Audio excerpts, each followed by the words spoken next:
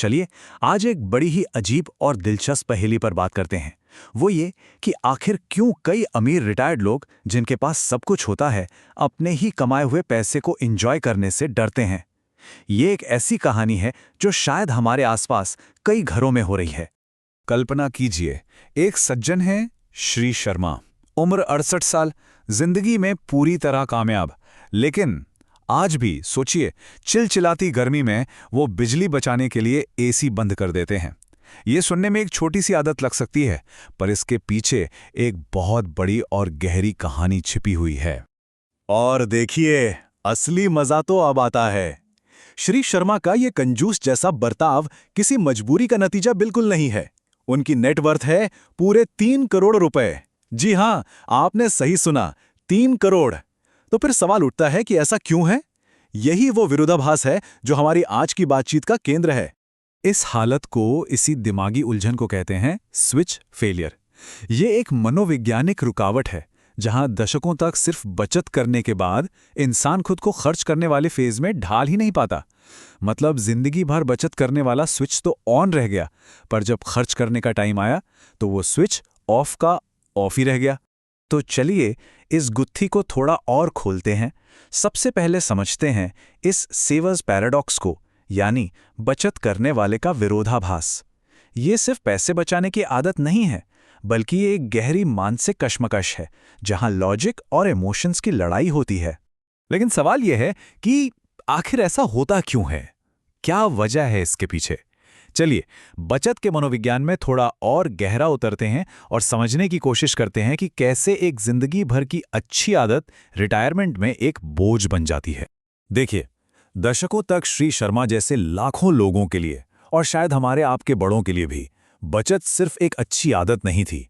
ये एक तरह का सर्वाइवल मैकेनिज्म था। एक अनिश्चित आर्थिक माहौल में ये मुश्किल वक्त से खुद को और अपने परिवार को बचाने का एक जरिया था।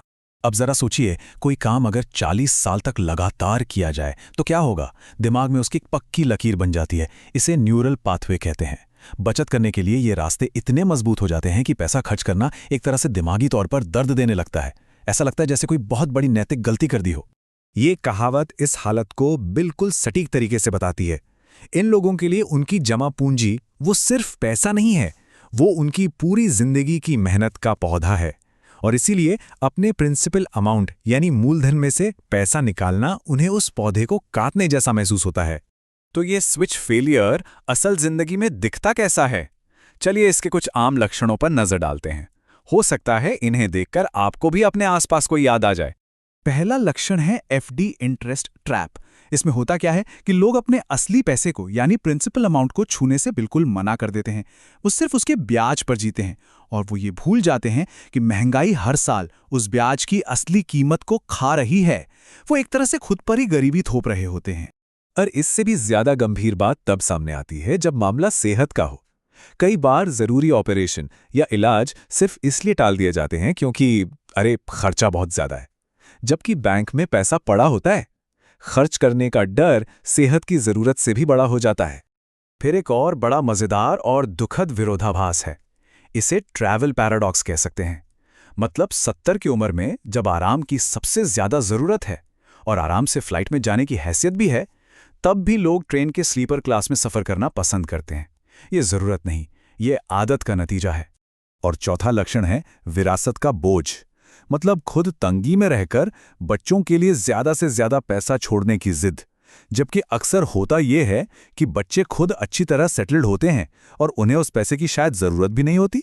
तो अब आते हैं सबसे बड़े सवाल पर, इस स्विच को पलटा कैसे जाए? क्योंकि प्रॉब्लम समझना एक बात है, लेकिन उसका हल निकालना ज्यादा जरूरी है। और इसका हल सिर्फ लॉजिक में नहीं है, बल्कि मानसिकता में एक इमोशनल बदलाव लाने में है। इसके लिए ना 3 कमाल की रणनीतियां हैं।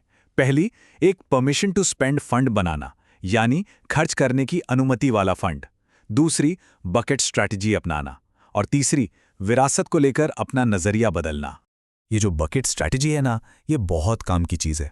इसमें करना क्या है कि अपनी पूरी दौलत को 2 बाल्टियों में बांट दो।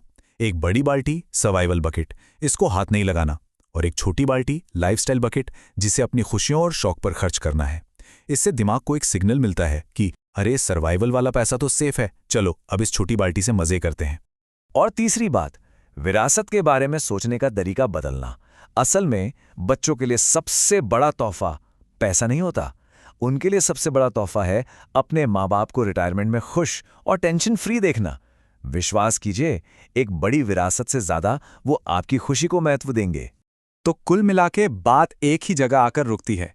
ये एक अर्जित जीवन है, इसे सालों की मेहनत से कमाया गया है और अब इसका आनंद लेना आपका हक भी है और एक तरह से जिम्मेदारी भी। क्योंकि अगर ये स्विच नहीं पलटा तो नतीजा बहुत दुखद हो सकता है। एक ऐसा जीवन जो जिया ही नहीं गया। पीछे रह क्या जाता है? एक बड़ा सा बैंक बैलेंस और ढेर सारा पछतावा, उन ट्रिप्स का जो की नहीं गईं, उन आराम का जो लिया नहीं गया। ये एक सवाल है जो सबको खुद से पूछना चाहिए। क्या 40 साल की हाड़-तोड़ मेहनत सिर्फ इसलिए की थी ताकि अस्पताल के वार्ड में सबसे अमीर मरीज कहला सकें? यकीनन नहीं। तो संदेश बहुत सीधा और साफ है।